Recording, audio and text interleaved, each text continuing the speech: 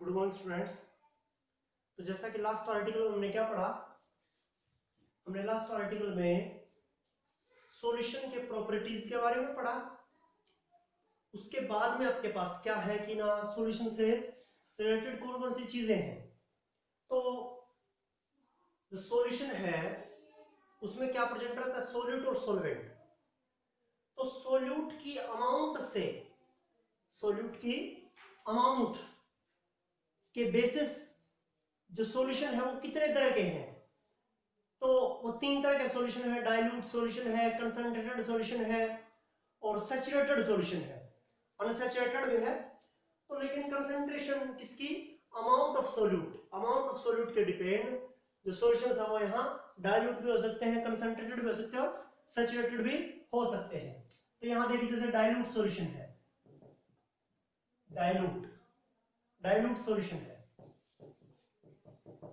Dilute solution कौन से होंगे, डाइल्यूट सॉल्यूशन कौन से होते हैं, डाइल्यूट सॉल्यूशन होते हैं when the amount of solute, when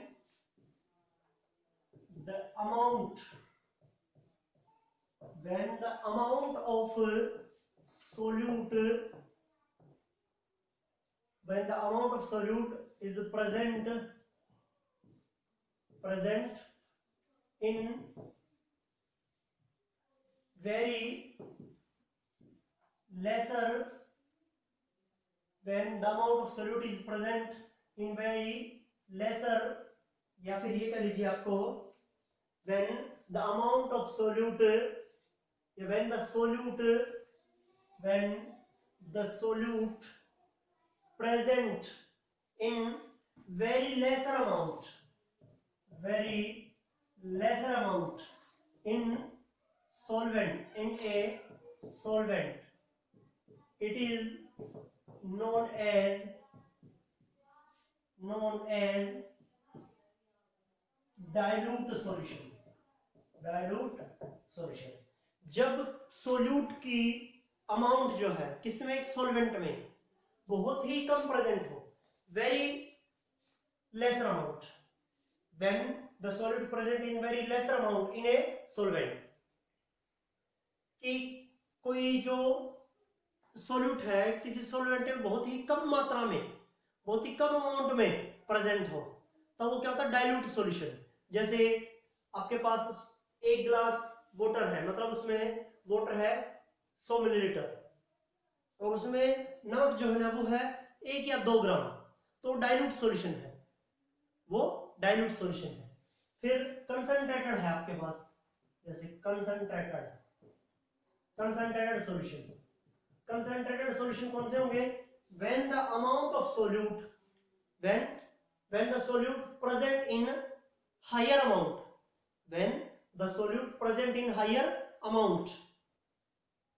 in a solvent, then it is known as concentrated solution। जब कोई सोल्यूट ना ज्यादा मात्रा में उपस्थित होगा, जब कोई सोल्यूट किसमें, सॉल्वेंट में ज्यादा मात्रा में, हायर अमाउंट में प्रेजेंट होगा, हम उसे क्या बोलेंगे, कंसंट्रेटेड सॉल्यूशन। वो कंसंट्रेटेड सॉल्यूशन होगा। जैसे 100 मिलीलीटर पानी है, उसमें नमक है, नमक उसमें 25, 30, 35 ग्राम तक, तब वो कैसा सॉल्यूशन होगा, कंसंट्रेटेड, बहुत ज्यादा नमकीन पानी होगा वो, ठीक है। तो कंसंट्रेटेड सॉल्यूशन है क्योंकि सोल्यूट की अमाउंट है ना वो बहुत ज्यादा है वहां, ये होता है। उसके बाद में आपके पास है सैचुरेटेड सॉल्यूशन। ये इंपॉर्टेंट है, डेफिनेशन पेपर में भी आ जाता है कई बार। तो जैसे आपसे क्वेश्चन ये पूछा जाए कि ना what do you mean by saturated solution, तब क्या लिखेंगे इसका definition, when no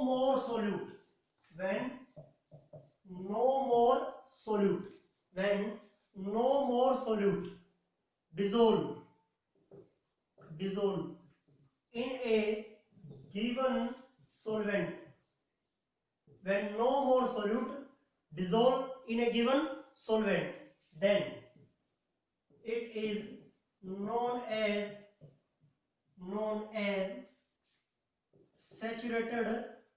saturated solution।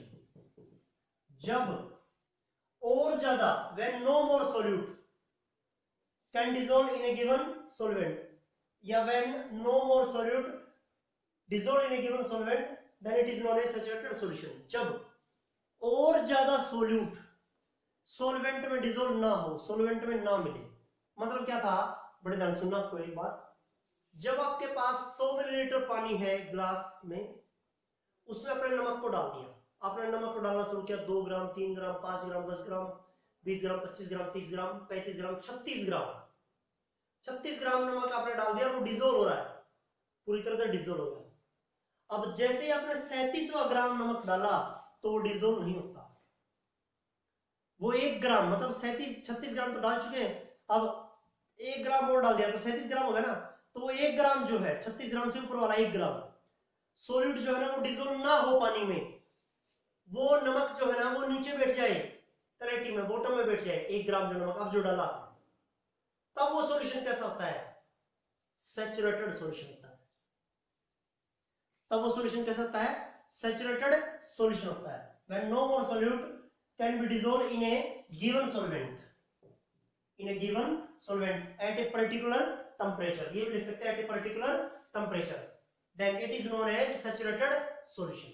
कि जब और ज्यादा सॉल्यूट किसमें डिसॉल्व ना हो, गिवन सॉल्वेंट में डिसॉल्व ना हो, तब हम उसे क्या कहते हैं, सैचुरेटेड सॉल्यूशन कहते हैं। तब हम उसे सैचुरेटेड सॉल्यूशन कहते हैं। बताया मैंने आपको कि जब और ज्यादा सॉल्यूट, जैसे 100 मिलीलीटर पानी में हमने 36 ग्राम नमक डाल दिया, अब 37वां ग्राम नमक जो है 1 ग्राम और ऊपर डाल रहे हैं, वो डिसॉल्व नहीं होता, तब वो सैचुरेटेड सॉल्यूशन है। तब वो सैचुरेटेड सॉल्यूशन है।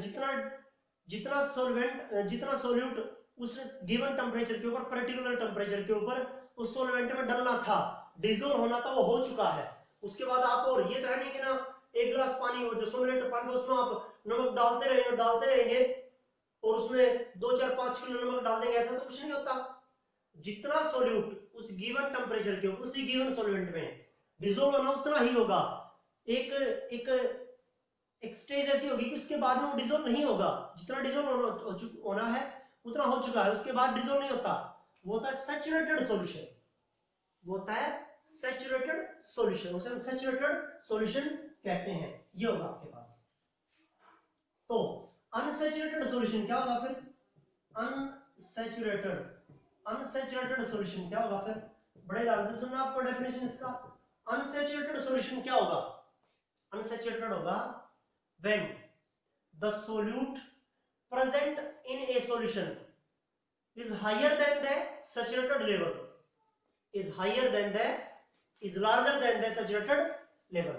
कि जब कोई सॉल्यूट है, किसमें, किसी सॉल्वेंट में, किसी सॉल्यूशन में कह लीजिए आप चाहें, वो ज्यादा अमाउंट में प्रेजेंट है, किससे, सैचुरेटेड लेवल से ज्यादा है, ठीक है, सैचुरेटेड लेवल से ज्यादा है। when the amount of solute present in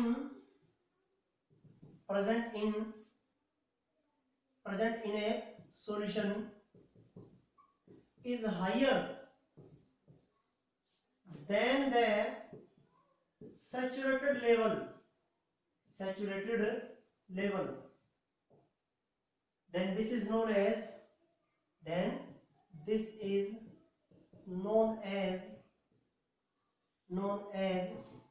unsaturated solution,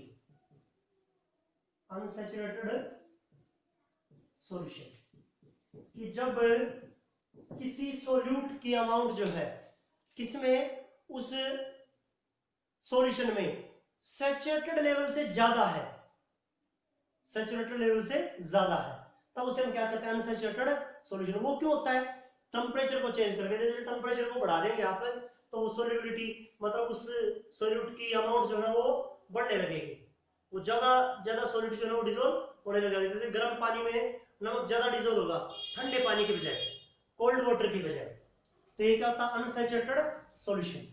वो क्या होता है, अनसैचुरेटेड सॉल्यूशन। एक गिवन टेम्परेचर के ऊपर जितना सॉल्वेंट में डिसॉल्व होना था उतना ही होगा, उससे ज्यादा नहीं होगा,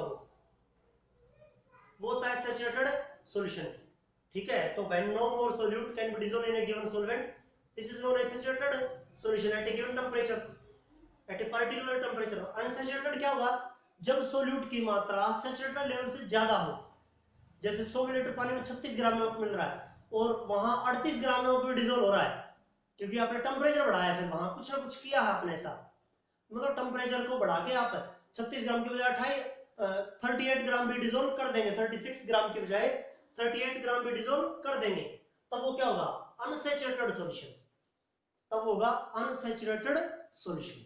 ये है आपके पास, ये थे आपके पास डाइल्यूट, कंसंट्रेटेड, सैचुरेटेड, अनसैचुरेटेड, इनकी डेफिनेशंस। किसके ऊपर डिपेंड करते हैं, amount of solvent, sorry amount of solute, कि सोल्यूट की अमाउंट कितनी है किसमें, सॉल्वेंट में, उसके अकॉर्डिंग इनके ये डेफिनेशन है। इस तरह के सॉल्यूशन होते हैं, डाइल्यूट होता है, फिर वो कंसंट्रेट होता है।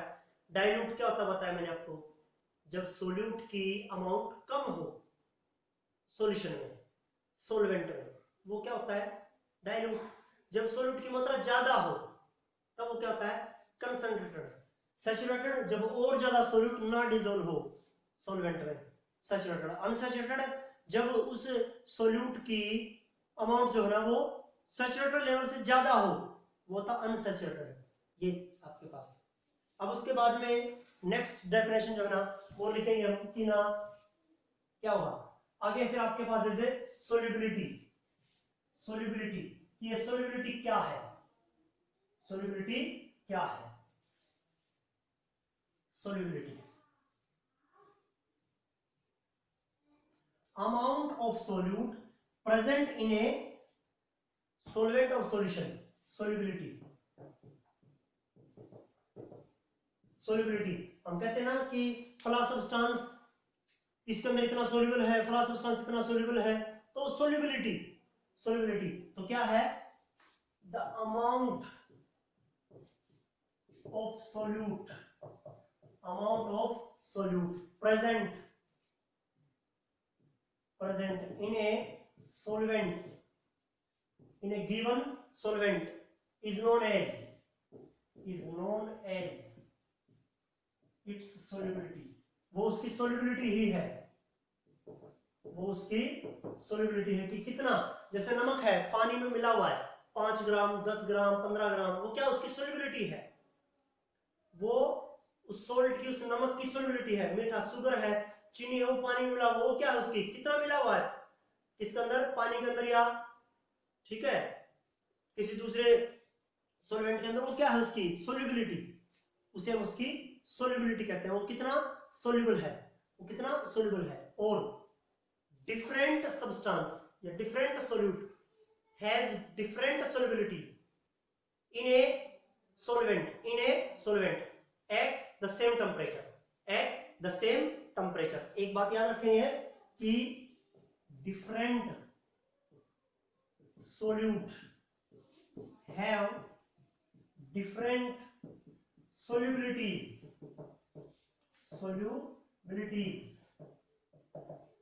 in a solvent at same temperature। एक लाइन है बड़े ध्यान से सुनना आपको कि अलग अलग सोल्यूट जो है वो अलग अलग सोल्युबिलिटी रखते हैं, किसमें, एक ही सॉल्वेंट में। जैसे पानी में नमक, पानी में सोल्ट है, पानी में चीनी जो है, या पानी में और दूसरा कोई सॉल्यूट है, जैसे नमक कोई एक तरह का था नहीं, जैसे एक तो कॉमन सॉल्ट हो गया और दूसरे है कैल्शियम क्लोराइड है, मैग्नीशियम क्लोराइड है, ठीक है, पोटेशियम क्लोराइड है, तो बहुत सारे क्या है आपके पास यहाँ सॉल्ट है यहाँ, तो उनकी अलग अलग सोल्युबिलिटी होगी। पानी में नमक है, चीनी है, ये एग्जांपल दे रहा हूं जैसे आपको, उनकी अलग अलग सोल्युबिलिटी होगी। किसमें, एक सॉल्वेंट, जैसे पानी में नमक डालेंगे, पानी में आप चीनी डालेंगे, या पानी में और कोई दूसरा जो है ना आप सब्सटेंस वो डिसोल्व करेंगे, उनकी अलग अलग सोल्युबिलिटी होगी, उनके अलग अलग। लिक्विड में आप जैसे अल्कोहल डालेंगे, अलग सोल्युबिलिटी होगा उसका, ठीक है। तो अलग अलग सोल्यूट की, अलग अलग सब्सटेंस की एक ही सॉल्वेंट में अलग अलग सोल्युबिलिटी होगी, किसके ऊपर, सेम टेम्परेचर के ऊपर, किसके ऊपर, सेम टेम्परेचर, टेम्परेचर इक्वल है। मान लीजिए आपने 3 सोल्यूट पानी में मिलाने हैं, 3 ग्लास पानी आपके पास अलग अलग, एक पानी में मतलब एक गिलास में आपने नमक डाल दिया, एक में चीनी डाल दिया और एक में कोई दूसरा सब्सटेंस डाल दिया, तो उनकी अलग अलग सोल्युबिलिटी है। टेम्परेचर सेम रहना चाहिए, अलग अलग सोल्युबिलिटी होगी। ये होता है आपके पास क्या, different solute have different solubilities in a solvent at same temperature. ये आपके पास ये करना है आपको यहाँ। तो ये डेफिनेशंस है, ये मतलब नोट, ये ऊपर डेफिनेशन था, ये नोट है, जैसे आपको ये चीज नोट करनी है। तो ये क्वेश्चन में आपको हेल्प करेगा, जब आप इनसे रिलेटेड क्वेश्चंस करेंगे तो आपको हेल्प करेगा कि हाँ हमने ये चीजें पढ़ी थी तो उससे रिलेटेड क्वेश्चन क्या है, तो वो हमें हेल्प करेगा, ये चीजें हमें याद है। तो ये है आपके पास, ये करना आपको। अब उसके बाद में कंसंट्रेशन जो है ना, कंसंट्रेशन के तरीके होंगे कि कंसंट्रेशन ऑफ ए सॉल्यूशन कैसे निकालते हैं, हम कैसे मेजर करते हैं, वो आपको नेक्स्ट वीडियो में जो है ना करवाए जाएंगे। और ये जो आपको नोट लिखवा रहा हूं मैं, ये डेफिनेशन जो है मैं आपको बता रहा हूं, समझा रहा हूं, ये आपको फेयर नोटबुक में राइट भी करना और उनको लर्न भी करना है, राइट भी करना और लर्न भी करना। ये नहीं कि आपने केवल उनको लिखे यहां से देखकर, ठीक है, और आप जो है ना आपके पास नोटबुक है, फेयर नोटबुक, और आप वीडियो देख रहे हैं और आप इनको लिख रहे हैं नोटबुक में, तो आप इनको समझना भी है, लर्न भी करना है, समझना भी और लर्न भी करना है। ये नहीं कि ना आप केवल उन चीजों को देखते रहें और नोट करते रहें बस, अब अभी याद तो हमें करने नहीं है अभी, ऐसा कुछ नहीं है। आपको इनको साथ के साथ याद करना है, साथ के साथ आप इनको याद करना है। ये है काम आपका आज का।